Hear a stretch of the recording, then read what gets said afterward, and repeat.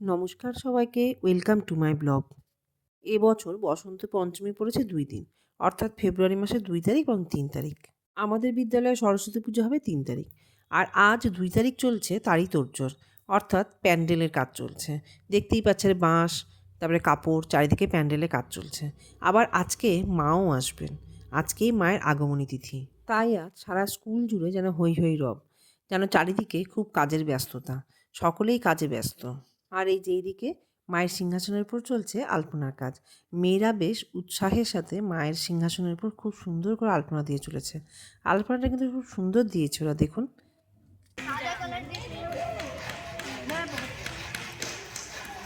আর এইদিকে বাজারপত্র সব চলে এসেছে, তো স্টাফ রুমের ভেতরে শিক্ষিকারা এবং কয়েকজন ছাত্রী মিলে চলছে পুজোর জিনিসপত্র গোছানোর কাজ।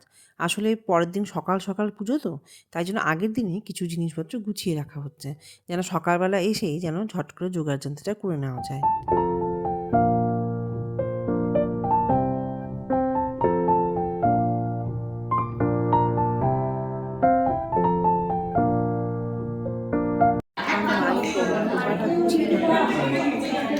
আর এদিকে সঙ্গীতাদি এসে উপস্থিত।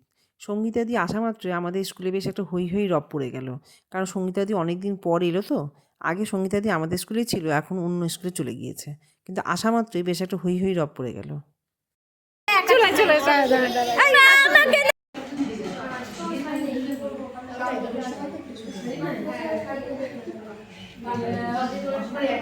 কিছুক্ষণ পর ভিতরে এসে দেখলাম পুজোর জিনিসপত্র কিন্তু মেয়েরা অনেকটাই গুছিয়ে ফেলেছে।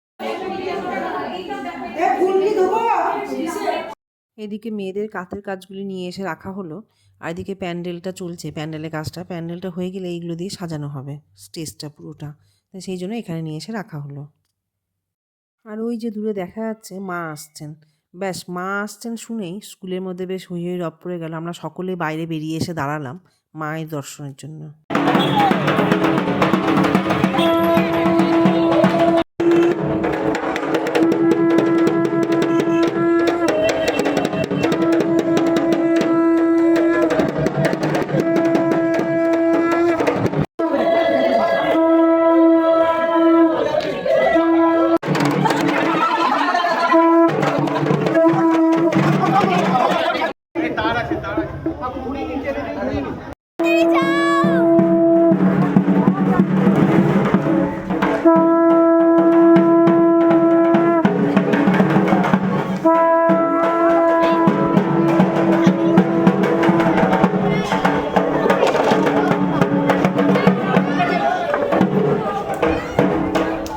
এবার মাকে স্টেজে উঠিয়ে সুন্দর করে রাখা হলো, এবং ওই যে নীলাদ্রি মায়ের সমস্ত গয়নাগাটি পরে দিচ্ছে এবং হাতে যা যা রাখার সেগুলো রেখে দিচ্ছে।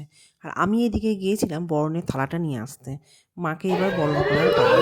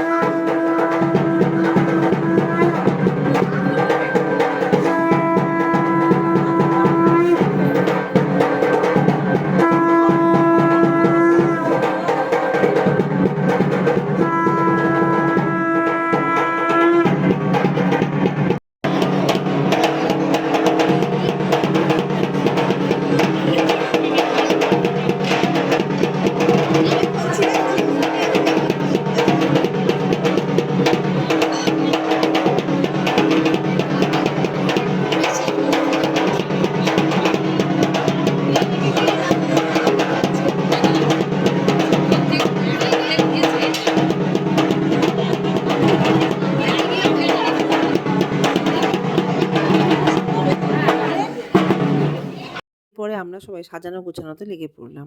আলপনা দেওয়া, সাজানো গোছানো এসব কাজে ব্যস্ত হয়ে পড়লাম।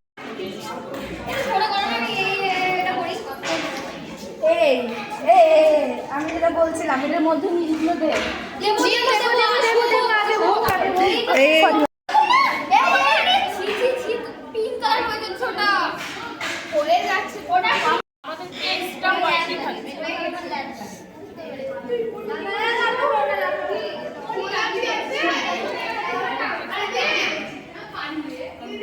এই যে আর এইদিকে রূপসাও বসে পড়েছে দিদিদের সাথে আলপনা দিতে। যাই হোক, আজ তাহলে এখানেই শেষ করছি।